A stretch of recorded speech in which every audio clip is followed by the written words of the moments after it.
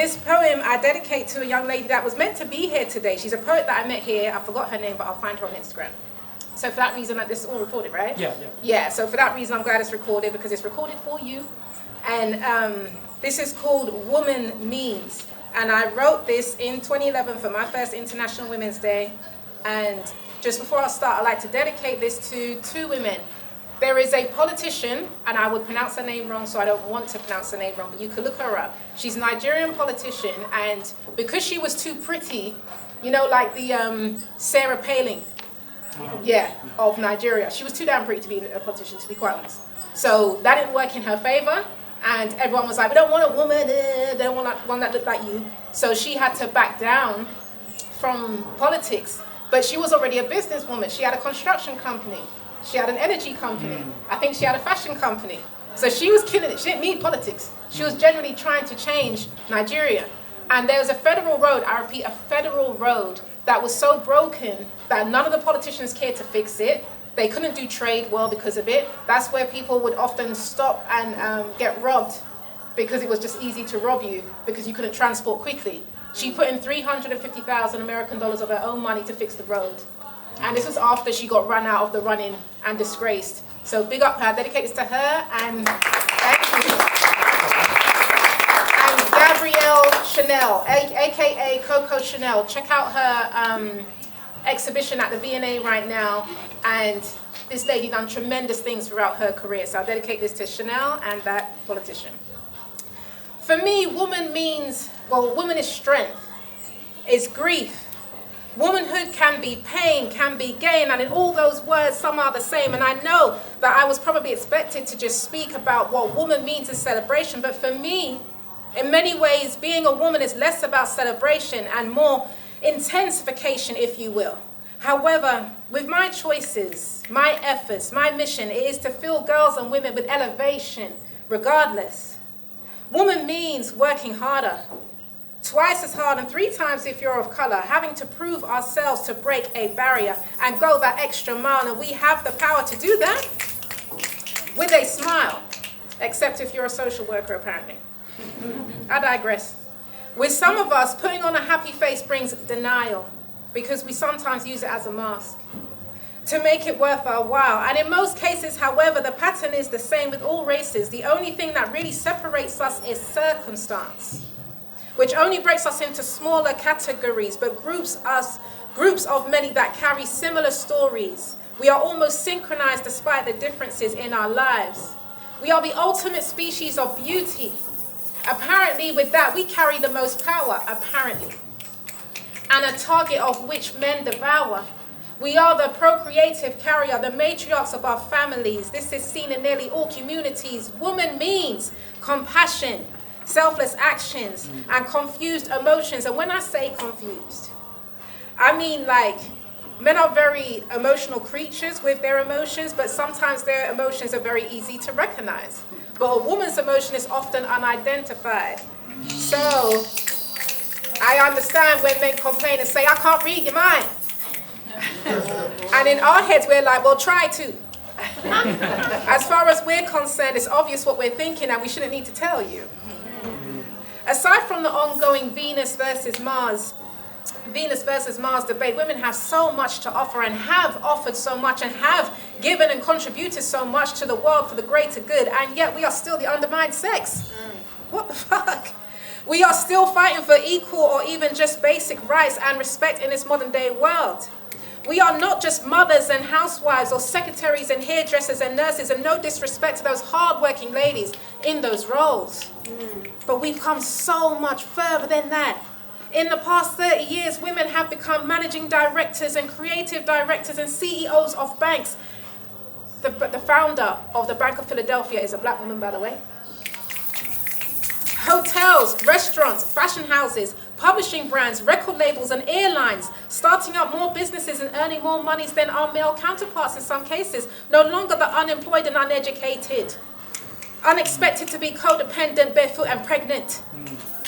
Now it's not unheard of to find a female MP, mayor, prime minister, or president in any continent. The first author turned billionaire was a woman, J.K. Rowling. The first TV producer turned billionaire was a woman, Oprah Winfrey. The first actress to be paid over $1 million was a woman, Elizabeth Taylor. The most major titles combined, this is in 2011, combined held by any active tennis player was a woman, Serena. The first artist to have a #1 album, #1 single and film at the same time was a woman, Jennifer Lopez. For crying out loud, we have proved that we could roll with the big boys in any industry and surpass them. So why do we continue to be held the fuck back? Why are our abilities still being questioned before acceptance or doubted during occupancy? Or tarnished even before completion, even after completion? Now post 2000, I'm seeing backward progression. Don't blame it on the economy, when we know damn well that it's a reflection of society. And even in the struggles of recession, it has been proved by the economy that stay-at-home mums and single living mums have been the driving force of the uprise in the economy alone. You could go look this up, contributing £7.4 billion per year. Which brings me to the acronym of what defines us. I'll begin with an A because it just seems more fittingly. For ambition. Despite the catch-22 on a wider scale of things, women are very ambitious in general, particularly young women in this day and age. Hence, why we usually move out first before sons, are most likely to apply for university, thinking big and often preparing for the future, most likely to own a car and a home, whether if they're living with someone or alone. Woman is for agony aunt. Most women are good listeners. Most don't attack me, even when it drains them.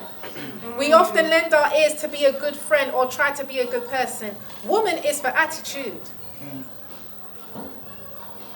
You said, like you're just agreeing that we're full of attitude. Yeah. I felt what you said. That's one thing I can't deny for the life of me, I'll admit.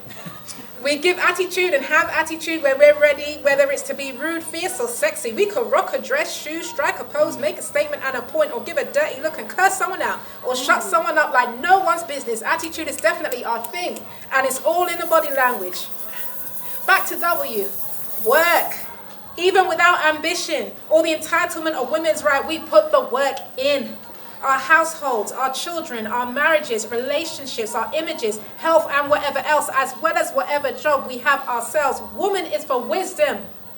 To me, being the spiritual and superstitious person that I am, it's no wonder why mediums and tarot card readers and palm readers are normally female. It seems obvious that they have the ability of knowing, the power to know and connect to the other side. And let's not forget a woman's intuition. Yes, a woman's intuition. What a strong instinct to possess, and we do. Woman is for ovaries, ovulation and everything that it comes with. The biology continues intense and not so much joyful but powerful, yet again, intense. The O is to overcome, because we shall overcome indeed. That's about all we do. As our gender is faced with so many challenges and issues and hurdles that we have to jump through, the infections within our organs, diseases such as, ovarian cancer, cervical cancer, breast cancer, personal and physical tribulations that we may be vulnerable to, which goes back to us working harder. One of our extra organs that we must monitor, opportunity, another O. We know how to make an opportunity for ourselves even if we don't see any available. We know how to take advantage of an opportunity if it's presented. Not all of us, but most of us. Woman is for maternity, a maternal instinct, the natural ability, concern, or emotion for children and giving birth. Mysterious, mesmerizing creatures, so I heard a particular gay character say in a film that I once watched. And he has a point when he described us, because we could multitask and be feminine. We could multitask and be feminine at it. Like, for example, we could cook a meal, take a call, make a text, and attend to a child all at once. Maybe a bit stereotypical, but typical nonetheless. M is for mutilation. FGM is a serious, life-threatening, ongoing crisis that continues to mutilate our girls. It must be addressed. It must be fought. It must come to an end. Majority. We outnumber the Y chromosome by far, despite cultural practices that abort female fetuses and abandon female newborns. We still take up the majority of the world's population. Woman is for nurture. We are very nurturing creatures, even to those who don't deserve it. Going back to nurses, it makes perfect sense to why women are often seen as trusted or simply preferred as a nurse, nanny, teacher, au pair, or carer. We are nurturers. The bottom line is that women are fabulous.